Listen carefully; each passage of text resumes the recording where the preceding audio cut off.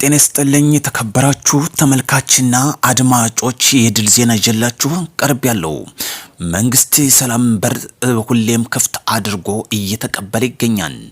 በዚህም እድሉን ሳይጠቀሙበት የቀሩት ህግ ማስከበር ዘመቻ በተወሰደው ቀንደኞችም ተሸኝተዋል። እነዚህም በትንታኔ አስደምጣችኋለሁኝ። ላይክ ሼርና ሰብስክራይብ ማድረግ እንዳይረሳ። ወደ ቀዳሚ አድርጌ የምዳስሰው መረጃ ሳልፍ ራሱን የደጃዝማች ኮር ብሎ የሚጠራው የዘራፊ ቡድን ሰብሳቢ የነበረ አንዳርግ ጨቅሎ ህግ የማስከበር ዘመቻ በአርማጮ ልዩ ቦታ ዶጋውል ተብሎ በሚታወቅ በተወሰደው እርምጃ ተሰናብቷል። ህግ የማስከበር ዘመቻውም እንደቀጠለ ይገኛል። በዚህ የደጃዝማች ራሱን ብሎ ሰይሞ ዋና ሰብሳቢ አድርጎ ሹሞ የነበረው ህግ የማስከበር ዘመቻው ከሰብሳቢነት አላስጣለውም፣ ወደ ማያልቀው አሰናብቶታል። ሰላም ይቅደም፣ ጽንፈኝነት ይውደም። በትዕቢት ተነፍተን 4 ኪሎ እንገባለን በማለት ለዘረፋ ራሱን ያደራጀው ቡድን የመጨረሻ ጣፈንተው በዚሁ እየተሰናበት ይገኛል። እንዲሁም አለበቃም። የአማራ ፋኖ በሸዋ አሳምነው እዝ ወታደር አዛዥ አማን እሸቱ የሚባለውም በዚሁ ቀጠና በተለይ በሸዋ ማለት ነው እስከ ወዲያኛው ተሰናብቷል። ህግ የማስከበር ዘመቻው እንደቀጠለ ይገኛል። ገና አሁንም የተሸኘ ጉዳይ አለ። በሁሉም ቀጠና ህግ የማስከበር ዘመቻ መንግስት አጠናክሮ እየወሰደ ይገኛል። ውድ የቻናል ቤተሰብ ተከታታዮች ሰላም ይቅደም። ትዕቢትና ጦርነት ለማንም አይጠቅምም። ለሰላም ዘብንቁም፣ ሰላምን እናስቀድም። መንግስት የዘረጋልን የሰላም በር እንጠቀምበት።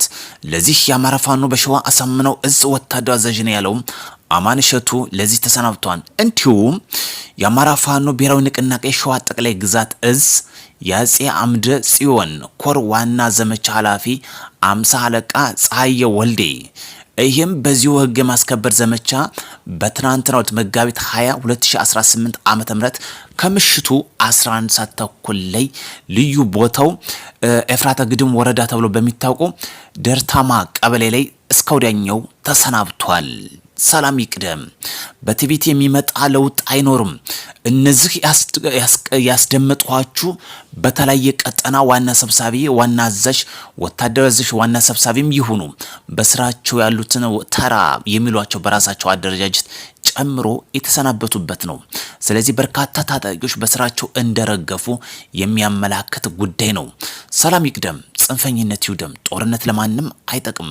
ስለ ፈጣሪም ብናነሳ እንግዲህ ጦራቸው ላይ የፈጣሪ መስቀል በማድረግ ፈጣሪ ለውጊያ አልሞተም፣ ለሰላም ነው የሞተ። ለሰላም ቅድሚያ እንስጥ እላለሁኝ። በደብረ ማርቆስ ከተማ መጋቢት 22 2018 ከምሽቱ 1 ሰዓት ገደማ አካባቢ ለዘረፋ የገባው ጽንፈኛ ቡድን እጅ ከፈንጅ ጋማ ተብሎ ገቢ ተደርጓል። ሰላም እንግዲህ ይቅደም የምንለው በምክንያት ነው።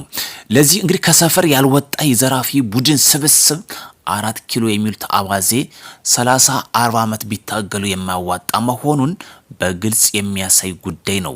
ለዚህ ደግሞ መንግስት ቅድሚያ ሰጥቶ እየሰራ ይገኛል። ለሰላም ቅድሚያ ለሰጡ ደግሞ በሰላም እየተቀበለ ይገኛል። በብሔረሰብ አስተዳደር ዞን ባንጃ ወረዳ ሲንቀሳቀስ የነበረው የፋኖ ታጣቂም መንግስት የዘረጋለትን ሰላም በር መጋቢት 21 2018 ዓ.ም በዛሬው ተጠቅሞበታል። በርካታ ታጣቂዎች በዚህ ቀጠና ገብተዋል። ትናንትናም ከትናንት በስቲያም እየገቡ ይገኛሉ። በዛሬው ዕለትም በተለይ በባንጃ ወረዳ ብሔረሰብ አስተዳደር ዞን ሲንቀሳቀስ የነበረው መንግስት የዘረጋለትን ሰላም ጥሪ ተቀብሎ ገብቷል። ውድ የቻናል ቤተሰብ ተከታታዮች ላይክ፣ ሼር፣ ሰብስክራይብ ማድረጋችሁን እንዳትረሱ። ልብ በሉ። ጠቅላይ ሚኒስትር ዶክተር አብይ የኢራንና የእስራኤልና የአሜሪካ ጥምረት ጦርነት ሲቀሰቀስ የነዳጅ እጥረት እንደሚከሰት በማሰብ ወደ ተባበሩት አረብ ኤምሬት ያቀናበት ጉዳዩ ዋነኛው ኢትዮጵያ የምትሸምተውን የነዳጅ ዋጋ አጽንኦት ሰጥቶ ቅድሚያ ሰጥቶ ለሀገራቸው እንድታቀርብላቸው ለመጠየቅ ነው። ጦርነቱ ሚሳኤሉ ሳይገድባቸው ወደዚያ ያቀኑበት እጅግ የሀገር ዋጋ የሚያስከፍል መሆኑ ሀገር ኃላፊነትን የምንማግጥበት ሳይሆን ህዝብን የምናገለግልበት መሆኑ በግልጽ ያሳየበት ጉዳይ ነው። ለዚህ ደግሞ የሀገራችን የነዳጅ ቀውስ ውስጥ እንዳትገባ በዚህ ምክንያት ጦርነቱ ሳይገድብ ወደ ተባበሩት አረብ ኤምሬት እንዳቀነ ሁላችንም የተመለከትነው ጉዳይ ነው። ስለዚህ ለሀገራችን እንስራ። በስልጣን ለመማገጥ 4 ኪሎ ገብቶ ህዝብን ለማንገላታት አንድከም። በዚህ ከተመለከትናቸው የአማራ ፋኖ ብሔራዊ ንቅናቄ ብለው ራሳቸው ሰይመው በተለያየ ቀጠና የሚንቀሳቀሱ እጣ ፈንታቸው በጫካ ከመቅረት አላደናቸውም። የመጨረሻ በዚሁ ነው እያቀኑ የሚገኙት። ሌላኛው ጉዳይ ሰሞኑን ከወጣው በሰፊውም መነጋገሪያ ከሆነው የ1.7 ቢሊዮን ብር ጉዳት ባደረሱ የፊንቴክ ኢንቨስትመንት ድርጅት መስራች ዋና ባለቤቶች ላይም አቃቢ ሕግ ክስ መመስረቱ ይታወቃል።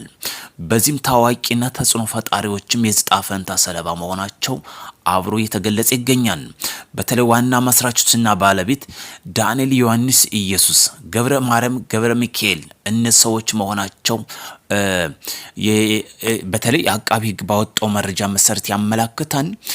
የኢትዮጵያ በተለይ የአዲስ አበባ መጋቢት 19 ጀምሮ ካወጣው የፌዴራል መከላከያ ፖሊስ በኢንቨስትመንት የግል ድርጅቶች መስራችና ባለቤት የሆኑት በዳንኤል ዮሐንስ እንዲሁምና ግርማ ገብረ ሚካኤል በስሩ ያሉ ታዋቂ ሰዎችም የዚህ ጥቃት ሰለባም እንደሆኑ የተገለጸው 1.7 ቢሊዮን ብር ጉዳት ማድረሳው ነው የተገለጸው።